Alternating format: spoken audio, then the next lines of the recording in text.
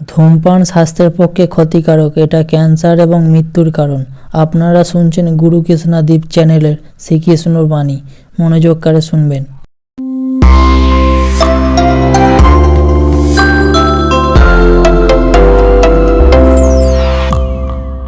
ধর্মরথের 4টি অশ্ব চালানোর জন্য যিনি সারথি হবেন, তার যে 4টি গুণ থাকা প্রয়োজন, সেই সমস্ত গুণ অর্জুনের মধ্যে উপস্থিত রয়েছে। কর্মের শক্তি রয়েছে, ধর্মের প্রতি আসক্তি রয়েছে, জ্ঞানের অভিব্যক্তি রয়েছে এবং সমর্পণের ভক্তি রয়েছে। নিশ্চিত রূপে ধর্মরথে সারথি হবার জন্য অর্জুনই সব থেকে যোগ্য। আর ও শুধুমাত্র দ্রৌপদীর স্বামীই হবে না, ইতিহাসে কুরুবংশের রাজকুমার বা ইন্দ্রপুত্রের নামেই শুধু পরিচিত হবে না, বরং অর্জুনই স্বয়ং ইতিহাস রচনা করবে। অর্জুনই হবে কৃষ্ণ সারথি। যত্র যোগেশ্বর কৃষ্ণ তত্র পার্থ ধনুর্ধর। তাহলে আসুন আর আমার সাথে ভালোবেসে বলুন, রাধা রাধা।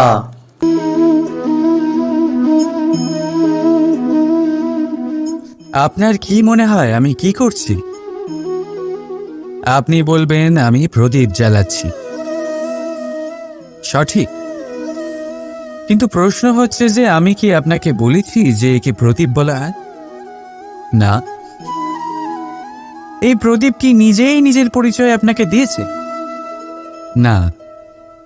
তাহলে আপনি কি করে জানলেন যে একে প্রদীপ বলা হয়? উত্তর হচ্ছে প্রকাশ, যে স্বয়ং জ্বলে অন্ধকারের মধ্যে সংসারকে পথ দেখায়, সেটাই প্রদীপ। যা নিরাশার মাঝে আশার আলো প্রদর্শন করে, সেটাই প্রদীপ। অপর দিকে আছে সাপ, যাকে না দেখেও তার ফনার আওয়াজ শুনেই লোকে ভয় পেয়ে যায়। তার মানে ব্যক্তির পরিচয় তার কর্মের দ্বারা পাওয়া যায়। তাই আপনার এটা বলার প্রয়োজন নেই যে আপনার পরিচয় কি। এটা আপনার কর্মই নিশ্চিত করবে যে লোকে আপনাকে প্রদীপ ভেবে ভালোবাসবে নাকি সাপ ভেবে ভীত হয়ে থাকে। রাধা রাধা। সময় কত বিচিত্র হয়। সময় আমাদের পক্ষে থাকলে আমরা নিজেদের রাজা মনে করে নিই, আর সেই সময় যদি বিপক্ষে চলে যায় তাহলে নিঃস্ব হতে সময় লাগে না। তাই মানুষের একটা অভ্যেস আছে, খারাপ সময়ের জন্য কিছু সঞ্চয় করা। আত্মীয়, বন্ধু খারাপ সময় পাশ থেকে সরে যায়। যশ, মান প্রতিকূল সময় চিরস্থায়ী হয় না। তাই মানুষ মনে করে অর্থ সঞ্চয় করাই শ্রেয়। অর্থের কোনো হৃদয় নেই যা সময়ের সাথে পরিবর্তিত হবে। সংসার বলে সর্বদা অর্থ সঞ্চয় করতে থাকুন। খারাপ সময় অবশ্যই কাজে লাগবে, কিন্তু আমি বলবো শুভ কর্ম করতে থাকুন, আনন্দে থাকুন, নিজের ওপর আর ঈশ্বরের ওপরে বিশ্বাস রাখুন। খারাপ সময় কখনো আসবেই না। রাধা রাধা। প্রকৃতি মানুষকে এক বিশেষ শক্তি দিয়েছে, অন্য জীবের থেকে বেশি শক্তি দিয়েছে। স্মরণ শক্তি। এই শক্তি মানুষকে অন্য জীবের থেকে ভিন্ন করে, ইতিহাস রচনা করার প্রেরণা দেয়, জ্ঞানকে বংশানুক্রমে এগিয়েও নিয়ে যায়। আর যারা ভুলে যান, অধিকাংশ সময় তারা উপহাস আর দয়ার পাত্র হয়ে যান। কিন্তু এটাই কি প্রকৃত রূপে সত্য? না। এই স্মরণ শক্তি মানুষের বিকাশের সব থেকে বড় বাধা হয়ে দাঁড়ায়। তার মনকে দূষিত করে দেয়। খারাপ অভিজ্ঞতা, কারোর করা বিশ্বাসঘাতকতা, কারোর কটাক্ষ বেশিরভাগ মানুষই ভুলতে পারেন না, আর তারপর প্রতিশোধ নিতে উদ্যত হন। প্রথমে সময় নষ্ট করেন প্রতিশোধের প্রস্তুতিতে, আর তারপর সময় নষ্ট করেন প্রতিশোধ নেওয়ার সুযোগ খুঁজতে। যদি সন্তুষ্টি পেতে চান, যদি জীবনে আনন্দ পেতে চান, তাহলে স্মরণ শক্তির সদ্ব্যবহার করুন। নিজের স্মরণ শক্তিকে চালনা করুন শুধুমাত্র ভালো কথা আর ভালো স্মৃতির দিকে। জীবনে আনন্দ পাবে। রাধা রাধা। মানুষ নিজের পরিবারের জন্য কত কিছুই না করে, দিন রাত পরিশ্রম করতে থাকে যাতে তার পরিবারের প্রয়োজন পূরণের জন্য অর্থ রোজগার করতে পারে। কিন্তু শুধু অর্থ রোজগার করাটাই কি যথেষ্ট? আপনি বলবেন, হ্যাঁ নিশ্চয়ই, অর্থ দিয়ে সব কিছু পাওয়া যায়, বিদ্যা পাওয়া যায়, বাড়ি পাওয়া যায়, ওষুধ পাওয়া যায়, আর কত কিছুই না পাওয়া যায়। এই সব একটা পর্যায় পর্যন্ত সঠিক, কিন্তু একটু মন দিয়ে ভেবে দেখুন, যখন কোনো শিশু অসুস্থ হয়ে পড়ে তখন সে ওই তিক্ত ওষুধ কেন খেয়ে নেয়? এই জন্য কারণ ওর পিতা সেই ওষুধ অর্থ দিয়ে কিনেছে? না, বরং এই জন্য কারণ তার পিতা যে তার সামনে দাঁড়িয়ে, তার ওপরে তার বিশ্বাস আছে। বিশ্বাস আছে যে উনি তার কিচ্ছু হতে দেবেন না। এই বিশ্বাস, এই সংস্কার, এই শিক্ষা কখনো অর্থ দিয়ে পাওয়া যায় না। এইটা পাওয়া যায় সেই সময় থেকে যা মাতা পিতা তাদের সন্তানের সাথে কাটিয়েছেন। তাই জীবনে অর্থ অবশ্যই উপার্জন করুন, কিন্তু নিজের পরিবারকেও সময় দিন, আনন্দ পাবে। রাধা রাধা। কখনো কোনো পাখিকে দেখেছেন? যখন তারা ডিম পাড়তে প্রস্তুত হয় তখন তারা সবচেয়ে আগে একটা স্থান খোঁজে, একটা স্থান যা বর্ষা, রৌদ্র আর শত্রুর থেকে সুরক্ষিত হয়। তারপর তারা বাসা তৈরি করে, তারপরেই ডিম পাড়ে, আর তারপর যখন সেই ডিম ফুটে তার সন্তানদের জন্ম হয়, সে তাদের খাবার খাওয়ায়, তাদের রক্ষণাবেক্ষণ করে। কিন্তু যখন তাদের ডানা গজায় তখন না সে তাদের খাবার দেয় আর না তাদের বাসা বানাতে শেখায়। শুধুমাত্র তাদের উড়তে শেখায় সে। তারপর সেই বাচ্চারা আকাশে উড়তে শিখে নিজেরাই নিজেদের খাবার জোগাড় করতে শিখে যায়, নিজেরাই নিজেদের বাসা বানাতে শিখে যায়। আর আমরা মানুষেরা কি করি? আমাদের সন্তান বড় হয়ে যাওয়া সত্ত্বেও তাদের নিয়ে সর্বদা দুশ্চিন্তা করি। তার জন্য আমরা গৃহ নির্মাণের চেষ্টা করি। নিজের সন্তানকে আরও শক্তিশালী করে গড়ে তোলার বদলে তাকে আমরা দুর্বল করে দিই। জীবনে সেটাই করুন যা একটা পাখি করে। নিজের সন্তানকে আকাশে ওড়ার শিক্ষা দিন, সংস্কার দিন, আর একটা নির্দিষ্ট সময়ের পরে তাকে নিজের আকাশ নির্ধারণ করতে মুক্ত করে দিন। রাধা রাধা। সাগরে সেতু বাঁধার গল্প তো আপনারা নিশ্চয়ই শুনে থাকবেন। রামচন্দ্রের সেনাকে 100 যোজন সমুদ্র অতিক্রম করে লঙ্কায় আক্রমণ করতে হতো। সেতুকার নল আর নীল সেতু বাঁধার উপায় বের করল, কিন্তু প্রশ্ন ছিল সেতু বাঁধা কি করে হবে? সমুদ্র অত্যন্ত গভীর, কত পাথর দেওয়া হলে এই বিশাল সমুদ্র অতিক্রম করা সম্ভব হবে? তখন এক উপায় নির্ধারিত হলো।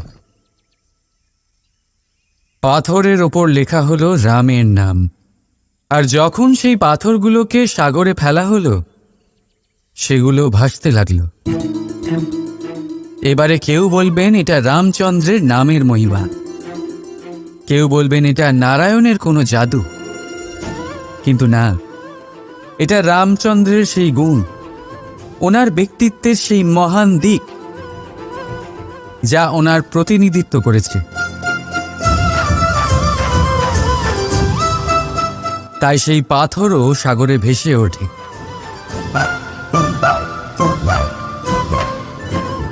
ঠিক সেইভাবেই যেখানে আমরা থাকি না, সেখানে আমাদের গুণ আমাদের প্রতিনিধিত্ব করে। আমাদের নামের শক্তি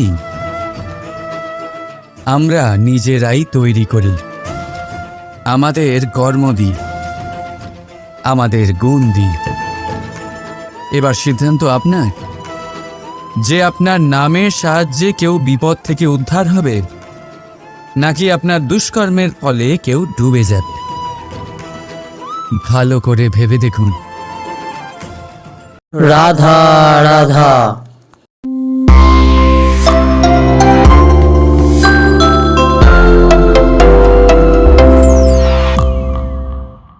আমাদের জীবনে গুরুজনেরা, জ্ঞানী মানুষজন সবসময় একটা কথা বলেন, ধৈর্য ধরো।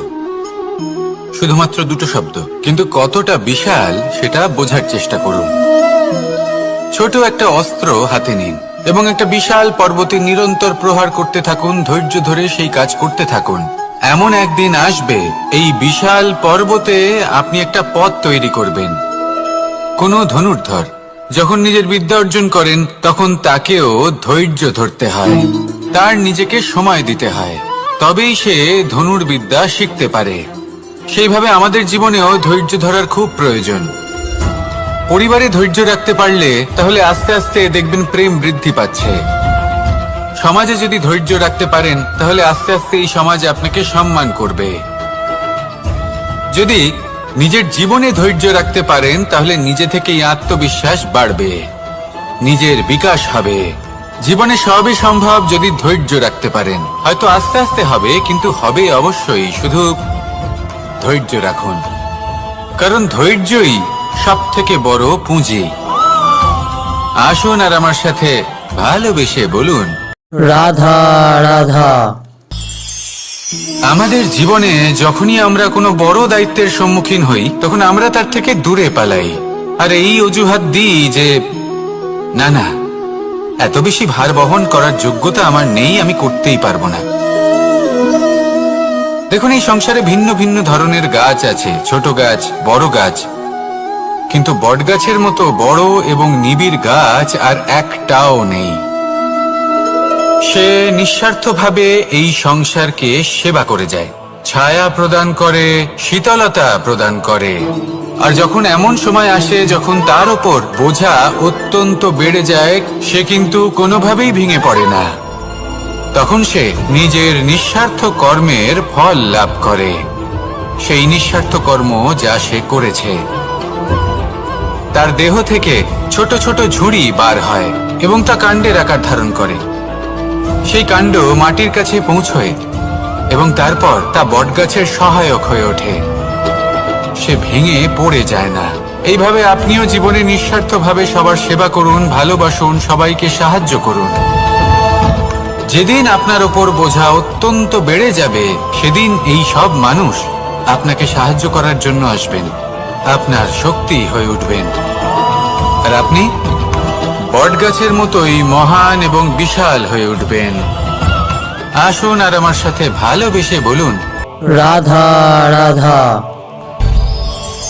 একটা শব্দ আছে, পরিস্থিতি। অনেক মানুষের মুখে আমরা এই শব্দ শুনি। জীবনে যখন অসফল হই, দুঃখ আসে, সংকট আসে, কোনো বিপদ ঘনিয়ে আসে, তখন সমস্ত দোষ আমরা পরিস্থিতির ওপর চাপিয়ে দিই, আর দেখতে গেলে কোথাও না কোথাও ঠিকই করি। এই পরিস্থিতি প্রত্যেক দিনের মতো পাল্টাতে থাকে, কিন্তু এই দিন, এই রাত, এমন কেউ আছেন যিনি এর ওপরেও নিয়ন্ত্রণ সাধন করেন, আর তিনি হলেন সূর্য। ঠিক সেই রকমই আমাদের জীবনেও সূর্য হলো এই মন।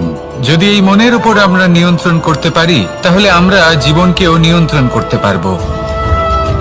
প্রথমে এই মনের রাজা হয়ে উঠতে হবে। তাই মনে রাখবেন, যদি মন দুর্বল হয়, তাহলে পরিস্থিতি আমাদের সমস্যা বলে মনে হবে।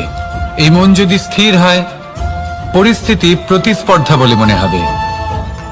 আর এই মন যদি শক্তিশালী হয়ে ওঠে, তাহলে যে কোনো পরিস্থিতি আপনার কাছে একটা সুযোগ মাত্র, এমন এক সুযোগ যাতে অগ্রসর হয়ে আপনি মহান হয়ে উঠতে পারেন।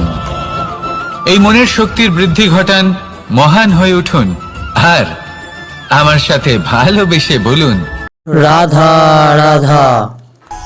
খুব সুন্দর একটা কাহিনী আছে। একবার এক ব্যক্তি নিজের অসফলতার জন্য ত্রস্ত হয়ে সময় দেবতার তপস্যা করতে বসলেন। উনি তপস্যা করলেন এবং সময় দেবতা প্রসন্ন হলেন, মানুষের রূপ ধারণ করে ওনার সামনে প্রকট হলেন। এবার সেই ব্যক্তি ওনাকে জিজ্ঞেস করলেন যে কি এমন আছে যার জন্য আপনি বারবার জয়ী হন আর আমি চিরকাল পরাজিত হয়ে থাকি? কেন এত পরিশ্রম করা সত্ত্বেও আমি সাফল্য লাভ করতে পারি না? তখন সময় দেবতা উত্তর দিলেন যে দিন হোক বা রাত, ঝড় হোক বা ভূমিকম্প, রোদ হোক বা বৃষ্টি হোক, সময়ের সূত্রপাত হোক বা প্রলয়, আমি থামি না, আমি চলতেই থাকি। আর সেই জন্য যিনি থেমে যান তিনি পরাজিত হন আর আমি জয়ী হই। এটাই আমাদের শিখতে হবে। জীবনে সবসময় চলতে থাকুন, কখনো থামবেন না। হ্যাঁ, কিছুক্ষণের জন্য বিরতি নিতে পারেন, বিশ্রাম করার জন্য, নিজেকে আরো সশক্ত করে তোলার জন্য, কিন্তু থেমে যাবেন না। নিরন্তর কর্ম করতে থাকুন, পরিশ্রম করতে থাকুন, তবেই এই সংসার আপনাকে মনে রাখবে। আসুন আমার সাথে ভালোবেসে বলুন, রাধা রাধা। মানুষ তার জীবনে দুই ধরনের পরিস্থিতিকে খুব ভয় পায়। এক, কোনো কারণবশত কারোর সামনে নত হওয়া। দুই, কোনো কারণে নিজের চরিত্র থেকে, নিজের মূল্যবোধ থেকে বিচ্যুত হওয়া। এবার কেন হয় এরকম যে কথায় কথায় কারোর সামনে নত হতে হয়? কেন বারংবার নিজের চরিত্র থেকে চ্যুত হতে হয়? এরকম কেন হয়? এটা তখনই হয় যখন আমাদের শিক্ষা এবং মূল্যবোধের অভাব থাকে। যদি মানুষের মধ্যে প্রকৃত শিক্ষা থাকে, তাহলে এই সংসারে কোনো সময় এবং কারোর সামনেই নত হওয়ার কোনো প্রয়োজন নেই। যদি মানুষের মধ্যে মূল্যবোধ থাকে, তাহলে তাকে নিজের মূল্যবোধ বা চরিত্র থেকে বিচ্যুত হতে হয় না, তা সে যাই হয়ে যাক না কেন। কোনো বালককে যদি জন্ম থেকেই সুশিক্ষার অধিকারী করা হয়, শিক্ষিত করা হয়, মূল্যবোধের অধিকারী করা হয়, তবে সে এই সংসারে এমন কর্ম করবে যাতে সে নিজেকে, নিজের পরিবারকে, সমগ্র সমাজকে গর্বিত করতে পারে।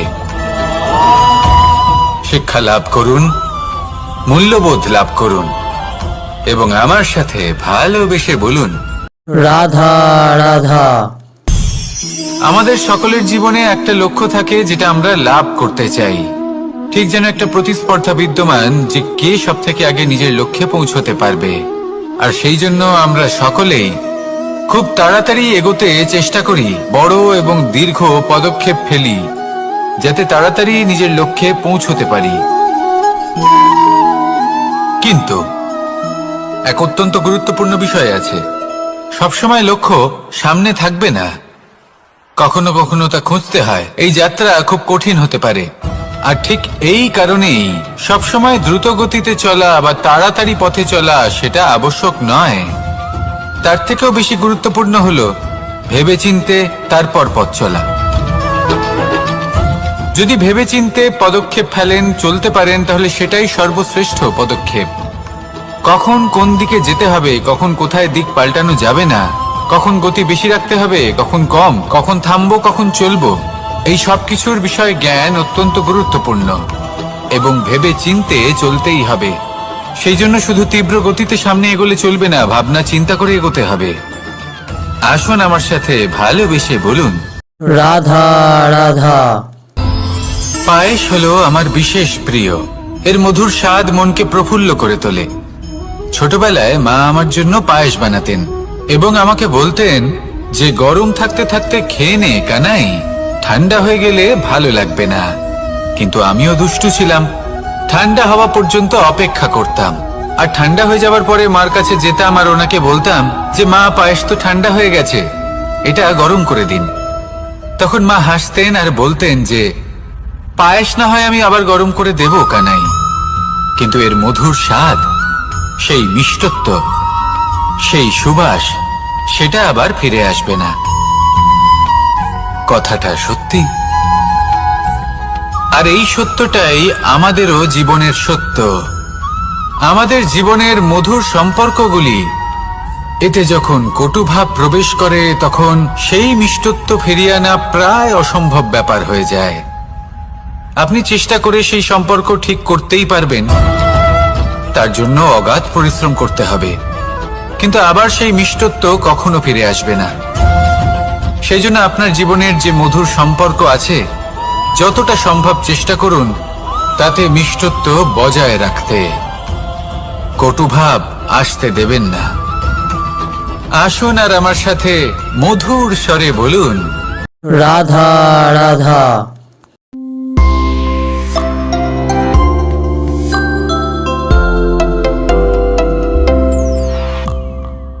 ধর্মরথের 4টি অশ্ব চালানোর জন্য যিনি সারথি হবেন, তার যে 4টি গুণ থাকা প্রয়োজন, সেই সমস্ত গুণ অর্জুনের মধ্যে উপস্থিত রয়েছে।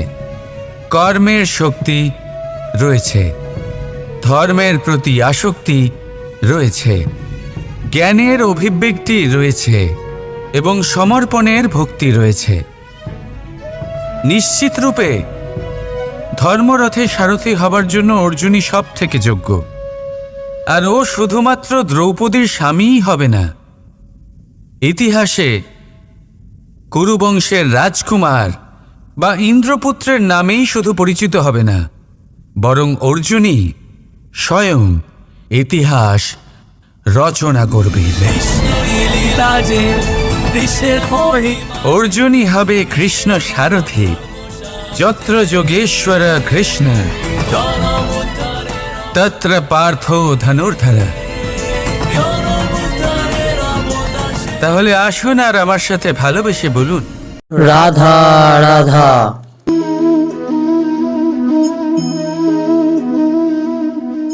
আপনার কি মনে হয় আমি কি করছি? আপনি বলবেন আমি প্রদীপ জ্বালাচ্ছি। সঠিক, কিন্তু প্রশ্ন হচ্ছে যে আমি কি আপনাকে বলেছি যে একে প্রদীপ বলা হয়? না। এই প্রদীপ কি নিজেই নিজের পরিচয় আপনাকে দিয়েছে? না। তাহলে আপনি কি করে জানলেন যে একে প্রদীপ বলা হয়? উত্তর হচ্ছে প্রকাশ, যে স্বয়ং জ্বলে অন্ধকারের মধ্যে সংসারকে পথ দেখায়, সেটাই প্রদীপ। যা নিরাশার মাঝে আশার আলো প্রদর্শন করে, সেটাই প্রদীপ। অপর দিকে আছে সাপ, যাকে না দেখেও তার ফনার আওয়াজ শুনেই লোকে ভয় পেয়ে যায়। তার মানে ব্যক্তির পরিচয় তার কর্মের দ্বারা পাওয়া যায়। তাই আপনার এটা বলার প্রয়োজন নেই যে আপনার পরিচয় কি। এটা আপনার কর্মই নিশ্চিত করবে যে লোকে আপনাকে প্রদীপ ভেবে ভালোবাসবে নাকি সাপ ভেবে ভীত হয়ে থাকবে। রাধা রাধা। সময় কত বিচিত্র হয়। সময় আমাদের পক্ষে থাকলে আমরা নিজেদের রাজা মনে করে নিই, আর সেই সময় যদি বিপক্ষে চলে যায় তাহলে নিঃস্ব হতে সময় লাগে না। তাই মানুষের একটা অভ্যেস আছে, খারাপ সময়ের জন্য কিছু সঞ্চয় করা। আত্মীয়, বন্ধু খারাপ সময় পাশ থেকে সরে যান। যশ, মান প্রতিকূল সময় চিরস্থায়ী হয় না। তাই মানুষ মনে করে অর্থ সঞ্চয় করাই শ্রেয়। অর্থের কোনো হৃদয় নেই যা সময়ের সাথে পরিবর্তিত হবে। সংসার বলে সর্বদা অর্থ সঞ্চয় করতে থাকুন। খারাপ সময় অবশ্যই কাজে লাগবে, কিন্তু আমি বলবো শুভ কর্ম করতে থাকুন, আনন্দে থাকুন, নিজের ওপর আর ঈশ্বরের ওপরে বিশ্বাস রাখুন। খারাপ সময় কখনো আসবেই না। রাধা রাধা। প্রকৃতি মানুষকে এক বিশেষ শক্তি দিয়েছে, অন্য জীবের থেকে বেশি শক্তি দিয়েছে। স্মরণ শক্তি। এই শক্তি মানুষকে অন্য জীবের থেকে ভিন্ন করে, ইতিহাস রচনা করার প্রেরণা দেয়, জ্ঞানকে বংশানুক্রমে এগিয়েও নিয়ে যায়। আর যারা ভুলে যান, অধিকাংশ সময় তারা উপহাস আর দয়ার পাত্র হয়ে যান। কিন্তু এটাই কি প্রকৃত রূপে সত্য? না। এই স্মরণ শক্তি মানুষের বিকাশের সব থেকে বড় বাধা হয়ে দাঁড়ায়। তার মনকে দূষিত করে দেয়। খারাপ অভিজ্ঞতা, কারোর করা বিশ্বাসঘাতকতা, কারোর কটাক্ষ বেশিরভাগ মানুষই ভুলতে পারেন না। আর তারপর প্রতিশোধ নিতে উদ্যত হন। প্রথমে সময় নষ্ট করেন প্রতিশোধের প্রস্তুতিতে, আর তারপর সময় নষ্ট করেন প্রতিশোধ নেওয়ার সুযোগ খুঁজতে। যদি সন্তুষ্টি পেতে চান, যদি জীবনে আনন্দ পেতে চান, তাহলে স্মরণ শক্তির সদ্ব্যবহার করুন। নিজের স্মরণ শক্তিকে চালনা করুন শুধুমাত্র ভালো কথা আর ভালো স্মৃতির দিকে। জীবনে আনন্দ পাবে। রাধা রাধা। মানুষ নিজের পরিবারের জন্য কত কিছুই না করে, দিন রাত পরিশ্রম করতে থাকে যাতে তার পরিবারের প্রয়োজন পূরণের জন্য অর্থ রোজগার করতে পারে। কিন্তু শুধু অর্থ রোজগার করাটাই কি যথেষ্ট? আপনি বলবেন, হ্যাঁ নিশ্চয়ই, অর্থ দিয়ে সব কিছু পাওয়া যায়, বিদ্যা পাওয়া যায়, বাড়ি পাওয়া যায়, ওষুধ পাওয়া যায়, আর কত কিছুই না পাওয়া যায়। এইসব একটা পর্যায় পর্যন্ত সঠিক, কিন্তু একটু মন দিয়ে ভেবে দেখুন, যখন কোনো শিশু অসুস্থ হয়ে পড়ে তখন সে ওই তিক্ত ওষুধ কেন খেয়ে নেয়? এই জন্য কারণ ওর পিতা সেই ওষুধ অর্থ দিয়ে কিনেছে? না, বরং এই জন্য কারণ তার পিতা যে তার সামনে দাঁড়িয়ে, তার ওপরে তার বিশ্বাস আছে। বিশ্বাস আছে যে উনি তার কিচ্ছু হতে দেবেন না। এই বিশ্বাস, এই সংস্কার, এই শিক্ষা কখনো অর্থ দিয়ে পাওয়া যায় না। এটা পাওয়া যায় সেই সময় থেকে যা মাতা পিতা তাদের সন্তানের সাথে কাটিয়েছেন। তাই জীবনে অর্থ অবশ্যই উপার্জন করুন, কিন্তু নিজের পরিবারকেও সময় দিন, আনন্দ পাবে। রাধা রাধা। এখানে শ্রীকৃষ্ণ বাণীটি সমাপ্ত হলো। ভালো লাগলে গুরুকৃষ্ণা দীপ চ্যানেলটিকে লাইক কমেন্ট শেয়ার করবেন। জয় শ্রীকৃষ্ণ। রাধে রাধে।